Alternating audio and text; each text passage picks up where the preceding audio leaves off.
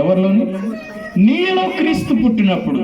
నిజానికి నీలో క్రీస్తు ఉంటే నీ తత్వాలు వేరుగా ఉంటాయి, నీ ఆలోచనలు వేరుగా ఉంటాయి. అందుకే ఆలోచనకర్త, బలవంతుడైన దేవుడైన నిత్యము జీవించువాడు, నిత్యుడుగు తండ్రి, నిత్యుడుగు తండ్రి.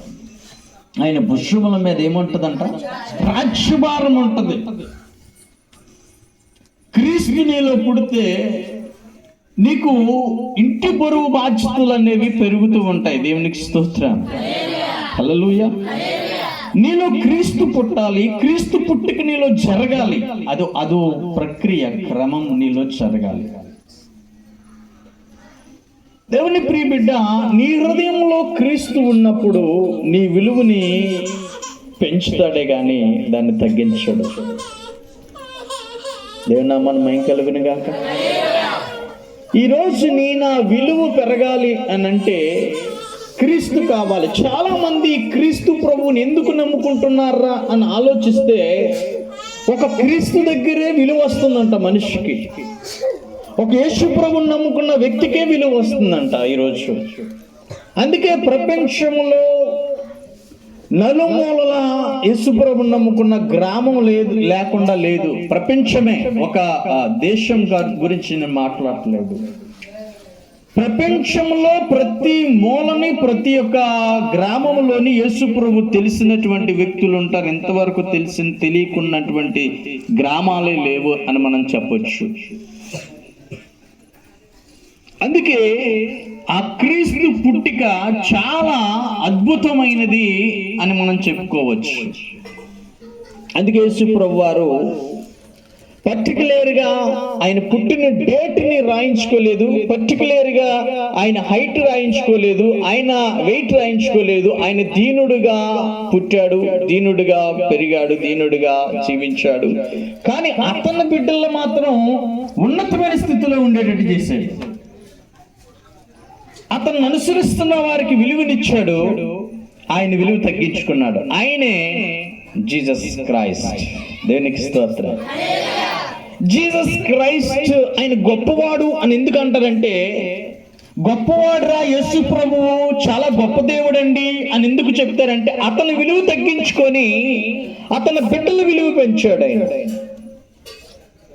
తనను తాను తగ్గించుకొని, తనను తాను హింసించుకొని, తనను తాను మరి సిలువకెక్కి ఈ మనిషికి విలువ పెంచుకుంటూ వెళ్ళాడు ఆయన. అందుకే ఈరోజు నీకు నాకు విలువ పెరిగింది. ఆ యేసు ప్రభు పుట్టుకతో మిరాకిల్ లైఫ్ అయిపోయింది మంది. కాబట్టి దేవుని ప్రియమైనటువంటి వారలారా, భూమి మీద పుడుతున్న ప్రతి మనిషి ఆలోచన చెయ్యాలి. క్రీస్తు పుట్టుక ఎంత అద్భుతమైనదో, క్రీస్తు పుట్టుక ఎంత ఆశ్చర్యమైనదో, ఎంత ఆలోచింపజేసేదో, ఎంత బలమైనదో నువ్వు ఆలోచించాలి. ప్రకృతి ఆయనకి సహకరించింది. ఏం చేసిందండి? ప్రకృతి సహకరించిందంట. ఆయన పుట్టుకతో ఆకాశాన్న నక్షత్రము పుట్టింది. దేవునికి స్తోత్రం. ఆయన పుట్టుకతో ఏమైందండి? ఒక నక్షత్రమే పుట్టింది ఆయన పుట్టుకతో.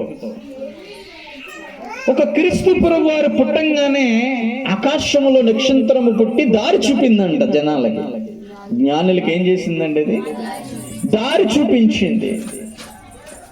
ఒక వెలుగు, కారు చీకటి సమయము, భయంకరమైన చలి, భయంకరమైన వేదనలో ఉన్నటువంటి సమయంలో ఆయన పుట్టి ఒక మిరాకిల్ తీసుకొచ్చాడు. అందుకే ఆయన పండగ చేసుకునేటప్పుడు మనం ఎందుకు ఇంత ఘనంగా చేసుకుంటాం? దేవునికి స్తోత్రం. ఆయన పండగ చేసుకునేటప్పుడు మనం ఎందుకు ఇంత ఘనంగా చేసుకుంటాం? మరి యేసుక్రీస్తు ప్రభువారు పుట్టినప్పుడు డేటు లేకపోతే మరి ఎందుకు 25 అని మనం పర్టికులర్గా అంటున్నామండి అని ఆలోచన రావాలి కదా మనకి. ఎందుకు అని అంటే, కామన్గా మనకి పిల్లలు పుట్టినప్పుడు 8వ రోజున మనం ఆ పిల్లలకి ఏం చేపిస్తాం? స్నానం చేపిస్తాం. పిల్లకి తల్లికి కూడా స్నానం చేపిస్తాం. సో ఈ భూమి మీద సేమ్ యాజ్ ఇట్ ఈజ్ అట్లనే జరిగింది. 1వ తారీఖున యేసు ప్రభుకి ఏం చేశారండి? పేరు పెట్టి స్నానం చేపించి పేరు పెట్టారు. ఏం చేశారంటే అప్పుడు అలాగే చేసేవారు, స్నానం చేపించేసి పేరు పెట్టేవారు. సో యేసు ప్రభువును 1వ తారీఖున మరి ఆయనకి స్నానం చేయించి, తల్లికి స్నానం చేయించి పేరు పెట్టడం అనేది జరిగింది. అక్కడి నుంచి మనం వెనక్కి 8 రోజులు వస్తే అది ఏ రోజు వచ్చిందిరా అని చూస్తే 25వ తారీఖున వచ్చింది. దేవునికి స్తోత్రం, హల్లెలూయా. కాబట్టి అక్కడ నిర్ధారణ జరిగింది. ఆయన రాయించుకోవడానికి ఇష్టపడలేదు, కానీ దీన్ని బట్టి జనాలు లెక్కలేసుకోవడం అనేది జరిగింది అనమాట. కాబట్టి క్రీస్తు పుట్టిక ఈరోజు నా జీవితానికి ఒక మెరాకిల్. క్రీస్తు పుట్టిక ఈరోజు నీకు నాకు ఒక అద్భుతం. ఎందుకు అద్భుతం? తనకు తాను తగ్గించుకొని నీకు నాకు విలువను పెంచాడు, విలువనిచ్చాడు. ఈ లోకంలో ఎవరికి విలువ ఉన్నా ఉండకపోయినా యేసుక్రీస్తు నమ్ముకున్న వారికి ఒక సపరేట్ విలువ ఉంటుంది. అది మంచిగా కావచ్చు, చెడుగా కావచ్చు, ఏదో ఒక విధంగా చెప్పుకుంటారు. అదంతా ఎందుకు? నువ్వున్న నీ గ్రామంలోనే యేసు ప్రభువును నమ్ముకున్న వారి గురించి చెప్పుకున్నంత ఎక్కువగా నార్మల్ మనుషుల గురించి చెప్పుకోరు. ఎంతసేపు యేసు ప్రభువును నమ్ముకున్న వాళ్ళు మంచిగా కావచ్చు, చెడుగా కావచ్చు. దేవునికి స్తోత్రం, హల్లెలూయా. అందుకే క్రీస్తు పుట్టుకతో నీకు విలువ అనేది ఒక రేంజ్ లోకి వెళ్తూ ఉంటుంది.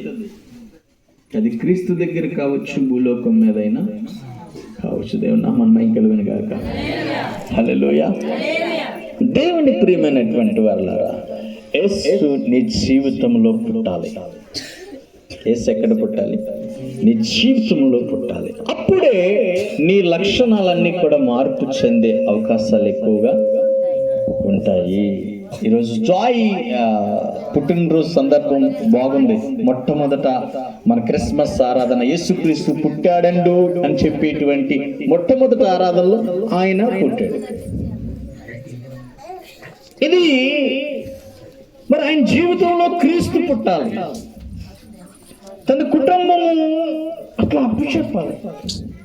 అరే యేసు ప్రభు పుట్టాడంటరా అని మొట్టమొదట గొల్లవారికి ఏం చేయబడ్డారండి? గొల్లవారికి ఏం చేయబడ్డారు? ఒక దూత వచ్చి ప్రకటనడు అని చెప్పి ఏం చేశాడండి? గొల్లవారికి చెప్పారు. క్రీస్తు పుట్టాడని గొల్లవారికి చెప్పంగానే వారందరూ కూడా ఏం చేశారు? గంతులు వేశారు. దేవునికి స్తోత్రం.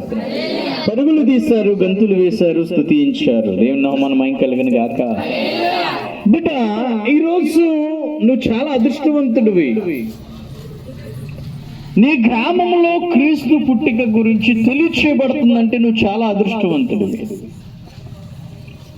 క్రీస్తు పుట్టిక గురించి నీతో దేవుడు మాట్లాడుతూ ఉన్నాడంటే చాలా అదృష్టమై ఉన్నావు. అంతకంటే ఇంకా అదృష్టం ఏమీ లేదు. దేవుని నామమున మహిమ కలుగును గాక.